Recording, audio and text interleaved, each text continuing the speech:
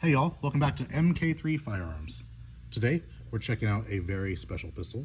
This is the first of the new FN high powers. Not the original Browning HI-power, but the FN HIGH power. So this is the 2022 vintage, if you will. These guns just came out for the most part, and this is one of the first ones, actually, if not the first one we got. This is our friend Dr.G's gun, so I'm sure he's really excited to get this one back, and we went all out with it for him. And thank you to him for letting us do exactly what we wanted. So pretty cool. Just like every other start of these videos, we're going to show you pretty much everything that we've done, starting off with the muzzle. Now, contrary to our other high powers, we did not do a crown barrel. It just wouldn't look right without the bushing. It would be strange, especially with that big gap right there from the slide to the barrel. So we just left that factory. Matt did do a really nice solid aluminum guide rod. They come with plastic ones that are kind of scalloped, but we wanted to be a little more classy, so went ahead and did that. Pretty cool.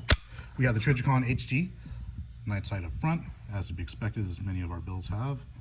And of course, the tiny mil-spec ledge sights on the rear. The hammer, perfectly recessed up and inlet for the rear sights.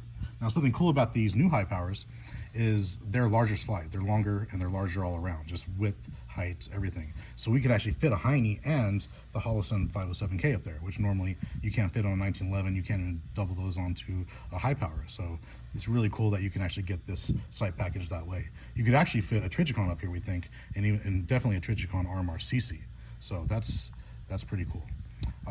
This was the Holosun 507K green, and of course you can see it co-witnessing with the sights. Perfect. You know, some people like to run something high vis up here. Some like to run a gold dot. Some like it blacked out, so it doesn't compete with the sight. But you know, that's all personal preference. What else on this guy? Let's see here. Our rail. This is actually our Browning high power rail for the X300. It's a little bit longer. We do a shorter one also for the Browning high power, and that's going to be for like your TLR 7s and whatnot from Streamlight. But this is for your larger lights like the Surefire X300s. And these actually are kind of universal. They'll go on lots of different guns. We figured out 1911s and whatnot. I think we even put one on a old school Smith & Wesson the other day, which is pretty cool. Fastening all the way up the front strap under the trigger guard. That's our signature texture. And fastening all the way up the back strap. This is pretty cool. This beaver tail is obviously going to be interchangeable because this slides right out after you take off the back strap. And so eventually I'm pretty sure FN is going to be doing some sort of beaver tail. We were actually going to weld up on this one, but you can't get these factory parts aftermarket right now, and there's nothing to put in there. And since they're cast, we didn't want it just to evaporate while we're trying to weld on it. So we'll wait for a later date when we can get these, and we'll start putting beaver tails or doing something like that. Or maybe FN will just do it themselves. What else on this guy? Porting. Matt did some beautiful ports, a double port up top. Go ahead and pull that guy back so you can check him out.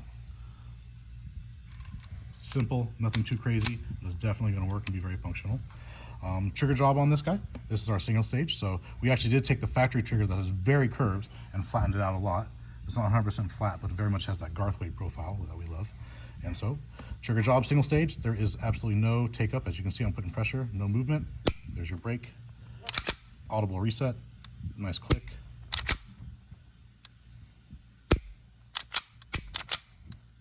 Very minimal movement.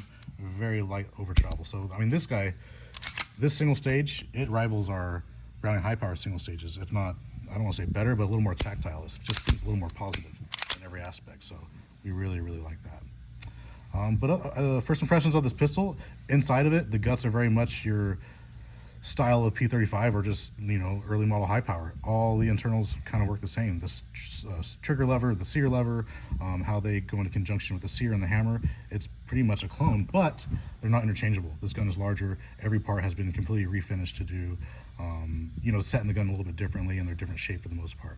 But it is ambidextrous. You got your ambi safety, you got your ambi slide release. These could be a little bit tighter, we think. They're a little bit kind of wobbly compared to what we'd like as far as a final fit and finish, but it's not bad. Taking this guy down, I'll show you real quick.